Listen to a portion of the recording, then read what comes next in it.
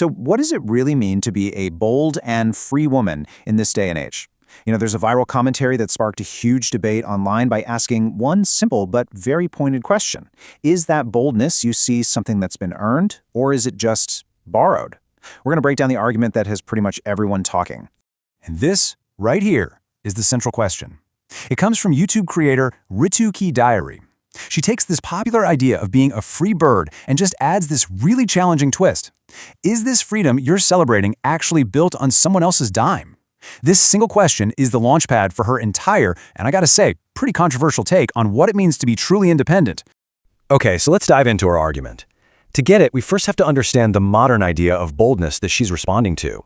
It's a vibe, a sentiment that you've probably seen all over your social media feeds. Right, so the creator kicks things off by acknowledging this. She totally gets that so many women today are proudly declaring, hey, I'm a free bird, I wear what I want, I do what I want. And this declaration, well, it becomes the absolute foundation for the entire critique that she's about to build. And this is where things take a turn. She then asks the critical question, what is the foundation of this freedom? That one question leads her straight into her critique of what she ends up calling a borrowed lifestyle. One where, the appearance of independence might not quite match up with the financial reality. So let's just look at the public persona she's describing. It's built on these claims of total freedom, of being a feminist, of having this unapologetic self-expression. This is the image we all see, right? The boldness that's right there on the surface. And here it is. This is the core of her argument. She draws this really sharp contrast between the claim of being independent and the financial reality that she sees. In her view, if this whole lifestyle is being paid for by a husband or a father, then that claim of independence is, well, fundamentally shaky. The creator then throws out this rhetorical question to really hammer her point home. Her entire argument really hinges on this idea of financial self-reliance. For her, true freedom isn't just about what you do or say, but how you're able to do it. And in her analysis, the source of the money is the ultimate test of that freedom. What's so powerful about this question is just how direct and personal it gets. I mean, wow, the speaker goes beyond just general ideas and challenges an individual's own accomplishments, their own status, completely separate from their partners.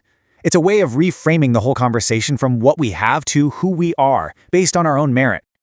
But, she doesn't just critique, she also presents a different ideal. And this is where she introduces her vision of what a truly empowered woman looks like, the self-made woman. So this is the creator's ideal. A woman who isn't defined by who she's with, but by her own hard work, by her own resilience. She's someone who builds her own foundation, who can support her family through her own efforts, and who really embodies an independence that has been earned, not just handed to her. And let's be super clear about where she stands. She makes a really bold statement here. In her view, this financial self-reliance, it's not just a part of feminism. She says it's the very definition of what she calls actual feminism. For her, it's all about economic substance, not just performative style. So what she's deliberately setting up here is a direct conflict. It's basically a clash between two fundamentally different ways of life, and two competing ideas of what a strong, modern woman really is. This table lays out her whole argument perfectly. I mean, look at this. On the left, you've got the borrowed lifestyle. Status comes from a husband's wealth. The lifestyle is all about show or appearance, and she labels it fake feminist. Then on the right, the self-made woman. Her status is earned through her own hard work. The focus is on reality, and this, in the creator's eyes, is the actual feminist. It's a very clear and, very provocative distinction. And this slide really shows just how stark her terms are. She absolutely does not mince words. One path is framed as slavery for money, basically a state of dependency. The other path is celebrated as living on your own strength, which she presents as the ultimate form of personal power. And to illustrate the risk here, she points to the real world, mentioning the Bill Gates divorce as a huge, high-profile example. Her point is that a life built on someone else's money is inherently unstable. It doesn't matter how rich a partner is, because circumstances can and do change, often when you least expect it. So after all this critique and comparison, what's the ultimate takeaway here? Well, the creator boils her entire philosophy down to one clear, simple definition.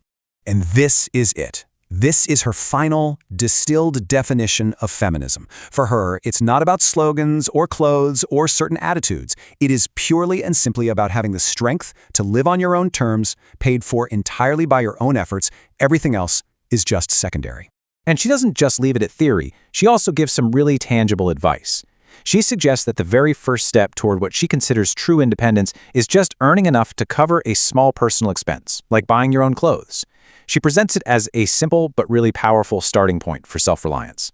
And all of this brings us back to the central question that this commentary leaves us with: a freedom that's all about show versus a freedom that's earned. It really forces you to ask, what is real feminism? Or, for that matter, what is real independence? After hearing the whole argument, what do you think?